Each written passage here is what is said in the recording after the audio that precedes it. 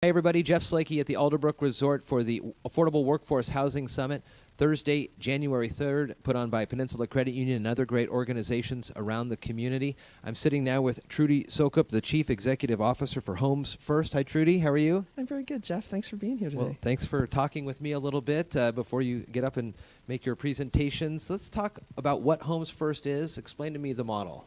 Okay, so Homes First is a nonprofit housing provider. Okay. So we've been doing that since 1990. And rather than building new units, we go out and buy pre-existing homes and we remodel them and then we rent them out to low-income people.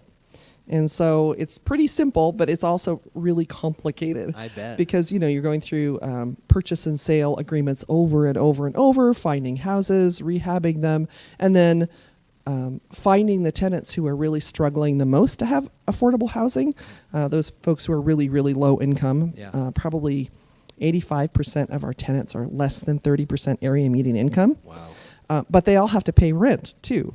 So trying to find that happy sweet spot where, they can afford to pay rent, we can afford to own the home. And so that's what we do. We just go out and find those houses.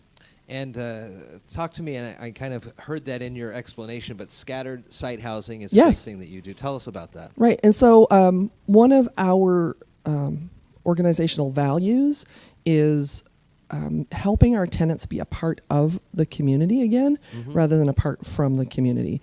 And we do that by having them in neighborhoods throughout Thurston and Mason County. So rather than being in a big apartment complex in one area of town where everybody drives by and says, hey, look, that's where all the poor people live. They're in neighborhoods and no one knows if they're low income or not.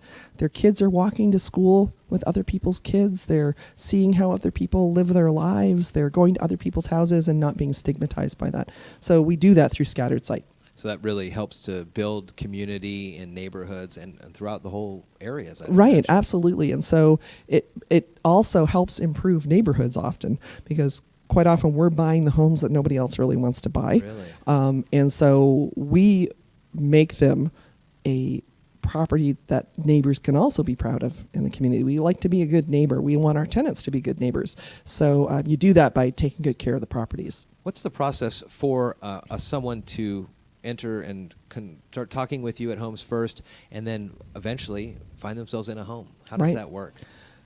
Well, I have to tell you right now it's pretty challenging. It's challenging because we have 42 properties. We have 101 leases, which means 101 units, right?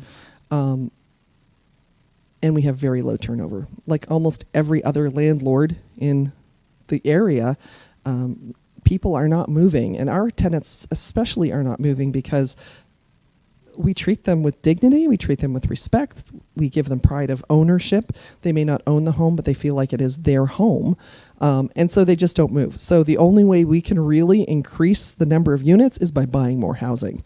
So we're constantly in the process of buying more housing. But if you're a tenant or a potential tenant, if you're a person who's looking for housing, what we recommend people do is they go onto our website and we have an email list that they sign up for. And every time we have a unit, we send out an email that says, here's what's available, here's how you qualify, right? Because everyone has to meet qualifications. Their income has to be at the right level. They have to be the right size family unit. So we're not going to put a family of 4 in a 1-bedroom apartment, right? We're also not going to put 2 adults in a 3-bedroom home. So, we have to make the best use of every property. So from 1990, you said, until 2019 now. Yes. How have you seen the affordable workforce housing situation?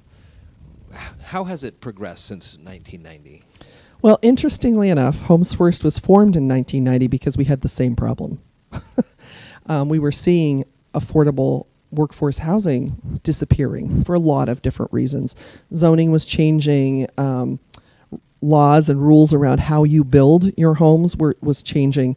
So a lot of the housing that lower income people were living in was now no longer affordable. And unfortunately, it's been getting progressively worse for the last almost 30 years. We've never managed to catch up and keep up with the need for people who are not making a higher income. Sure. What are the ways that more affordable workforce housing could benefit Homes First. I'm assuming just the availability for folks to rent and move into those homes. And does that also help folks from the lower portions of the spectrum move up and through Homes First? Yeah, so Homes First is a step in the path to housing, Sure. right? So you start out with people who potentially are homeless or about to be homeless. Our goal really is to help people not be homeless, to keep them in affordable housing. And we are one of those steps. And our goal is to allow them to figure out what the next step is for them. Mm-hmm. So for some folks, they will never move out of a Homes First home. We have multiple families where we have a disabled parent or we have a child with a disability, and they just need a safe and healthy place to live that they can afford. Then we have other families or individuals who just need to get stabilized, and then they can move on to something more. In a higher income bracket means that you can have a higher rent, right?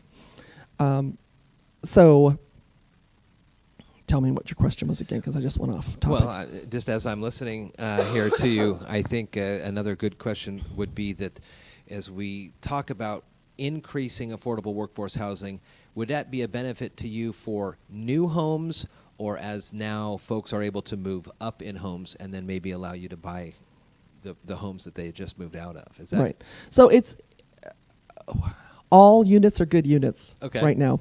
And I'm sure you will hear this from other speakers as well. Right now, at every level of income, there are not enough homes for people to live in. So every time you add another unit of housing, whether it's at the upper level, at the lower level, you are allowing more people to enter the market, move up the chain of the affordable housing pathway, right? And so when you add more workforce housing, which is 60 to 80% area median income, when those folks move into something they can afford, they're probably living in something right now that's a lower rent. Yeah. So that would be applicable for someone who's less than 60% area median income. So we do see that being a benefit. And Homes First, really, our goal is providing affordable, safe, healthy homes in a lot of different ways. And that's why we work with so many different partners. It's not just about Homes First owning a property and renting it out. It's about making sure that the people we serve are having a place to live, whether that is with Zach, who you spoke to, or whether it's with another nonprofit, but it's supporting all the different pieces in our community that make it possible for everyone to have a place they can afford to live in. Where can someone go and learn more about Homes First, the website, things like that? Yeah, so the Homes First website is homesfirst, all spelled out, .org.